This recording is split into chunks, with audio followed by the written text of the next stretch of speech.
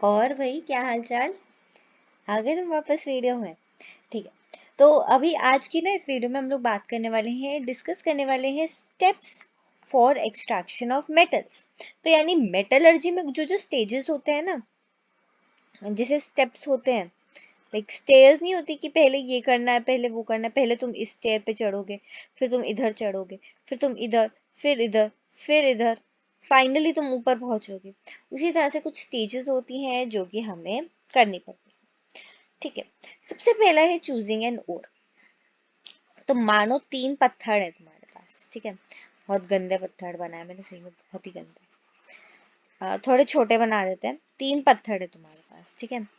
इन तीनों में ही, मान लो कि इन तीनों में ही तुम्हें जो और चाहिए, सपोज तुम्हें ये पीला और चाहिए, येलो, ठीक है। तीनों में ही ये चीज प्रेजेंट है, ठीक है। तो ऐसे प्रेजेंट है, और बाकी अलग अलग भी हैं इसमें, मतलब और भी डिफरेंट डिफरेंट भी तो होते हैं, कुछ ये होगा, कुछ कोई अलग होगा, वगैरह वगैरह। तो बहुत सारे मतलब मिनरल्स है इसमें। बट तुम्हें कौन सा चाहिए? ये पीला वाला चाहिए। You want this yellow metal from you only consider this metal to be valuable for what you want, ठीक है। तो तुम लोग इसको कौन से पत्थर से निकालोगे? अभी के लिए तो तुम ये ठीक लग रहा है ना कि ज्यादा आ जाएगा, पर मैं बोलूँ कि बहुत ज्यादा महंगा है। लाइक इसमें तुम्हारा ये 90% इसमें भले ही वो मेटल है, but it's very costly, not at all cheap. इसमें अगर 50% है, but it is very cheap and easy. इसमें अगर 10% है तो it is also very cheap and easy. तो बताओ कि फिर इन सब में से कौन सा चूज करोगे? ऑब्वियसली तुम ये वाला चूज नहीं करोगे क्योंकि इट इज वेरी कॉस्टली और बहुत डिफिकल्ट है सपोज। तो जो डिफिकल्ट है, वेरी कॉस्टली, तुम उसे चूज नहीं कर सकते। तो तुम ये चूज करोगे क्योंकि देखो इसमें 50 ही सही पर मिल रहा है, और चीप भी मिल रहा है, और इजी भी है। तो ऐसा होता है, तुम्हें और चूज करना। So the first step was to choose ore. ये तीनों ही रॉक्स हैं, पर ये और कौन सा है पीले वाले का? Oar is this. This is an oar. These are not oars. Okay. So stage, जो पहली स्टेज आई है, जो पहला स्टेप है, वो समझ में आ गया। So the first step is to,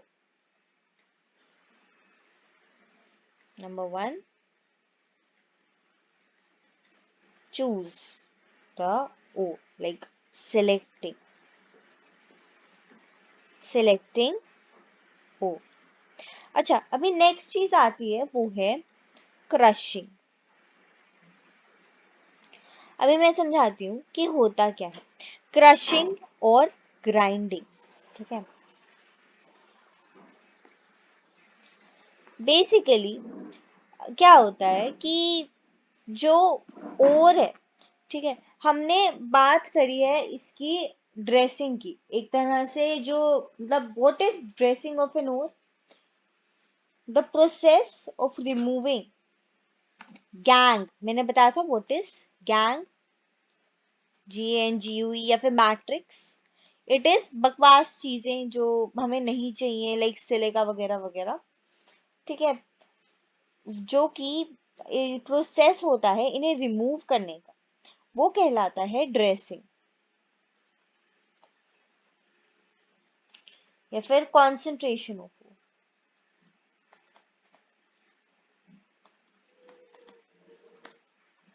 यही हमारा थर्ड पॉइंट है, दैट इज रिमूविंग इम्प्योरिटीज।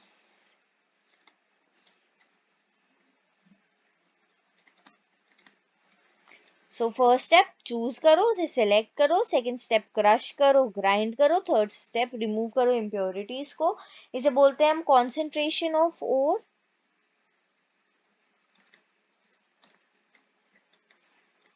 या फिर ड्रेसिंग ऑफ ओर,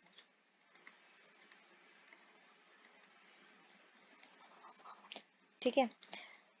अभी चौथा पॉइंट आता है जिसमें हमें हीट करना होता है ओर को, heating of ore.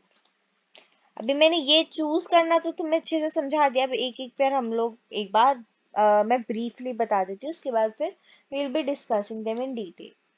Heating of ore, ठीक है। अब इम्प्योरिटीज निकल गई, तो हीट द ओर, इसमें क्या होता है, हीट करना ओर को, यानी कि ऑक्सीडाइज करना उसे,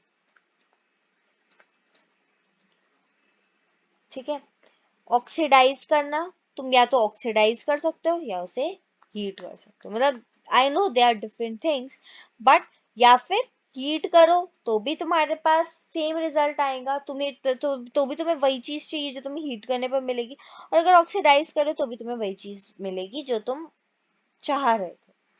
तो जो हीट होता है ना, हीट या फिर ऑक्सीडाइज करने वाला ये एक स्टेप होता है, या तो तुम हीट करो अपने ओर को या फिर ऑक्सीडाइज करो।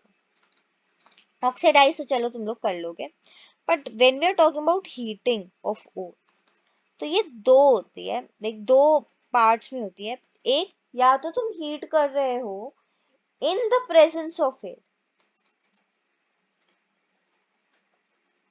हवा की प्रेजेंस में, या फिर तुम उसे हीट कर रहे हो इन एब्सेंस ऑफ एयर। तो जब एब्सेंस ऑफ एयर होती है, जब एयर नहीं होती और तब तुम इसे हीट कर रहे होते, तो ये कहलाता है कैल्सिनेशन। और जब there is presence of air, जब तुम हीट कर रहे हो और एयर है, तो ये कहलाता है रोस्टिंग, ठीक है। चलो, अभी इतना तुम्हें समझ में आ गया। अब ये जान लो कि कैल्सिनेशन किया जाता है कार्बोनेट्स के साथ, कोई कार्बोनेट वाला ओर है तो उसके साथ किया जाता है, जैसे कैलामाइन हो गया, जिंक कार्बोनेट, तो ऐसे कार्बोनेट्स के साथ किया जाता है। और रोस्टिंग किया जाता है सल्फाइड्स के साथ, जैसे कि जिंक ब्लेंड, जिंक सल्फाइड है ना। मैंने जिंक ब्लेंड का फॉर्मूला ZnS2 बताया क्या? आई थिंक ये गलत है, ZnS होता है, मैंने गलती से बोल दिया होगा जिंक सल्फाइड का बाय चांस, शायद शायद मैंने पहले बोला है। एक बार देख लेना, ZnS2 ना बोला मैंने पुरानी वीडियो में। तो ZnS है जिंक सल्फाइड का। एक बार रिएक्शन देख ले, तो जिंक ही ले लेते हैं, एक हम लोग जिंक ब्लेंड का करेंगे, एक हम लोग कैलामाइन का करेंगे। तो ZnS ZnCO3। सल्फाइड्स में क्या होता है, रोस्टिंग, यानी हवा के साथ होता है हीट, यानी कि ऑक्सीडाइज हो रहा है, ठीक है। ऑक्सीजन ऐड हो रही है इसमें, तब जाके हीट हो रहा है। तो ये ZnO बनाता है और SO2 बनाता है। लेकिन जब इसके बिना हो रही है तो हमें जरूरत नहीं है ऑक्सीजन की, लाइक मतलब एब्सेंस ऑफ एयर में, इन द सेंस कि हमें जरूरत ही नहीं है ऑक्सीजन की। प्रेजेंस ऑफ एयर मतलब हमें जरूरत है एयर की, जरूरत है उस चीज की, ठीक है। तो ये बना देगा ZnO प्लस CO2। अच्छा, अब तुम सोचो कि यार हमें तो जिंक चाहिए था, हमने जिंक ऑक्साइड क्यों बनाया इसका?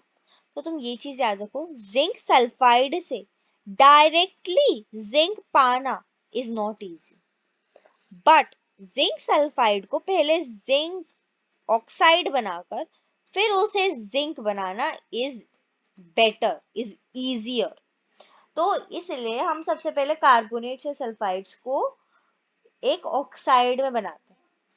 फिफ्थ स्टेप होता है रिडक्शन, जो कि मैं समझाऊंगी आगे क्या होता है इसमें। और लास्ट स्टेप होता है, यानी सिक्स्थ वाला, refining. Yes, so apparently last के दोनों ही आर से शुरू हो रहे हैं, रिडक्शन एंड रिफाइनिंग। चलो, will be doing everything in detail in the next video, तब तक के लिए बाय।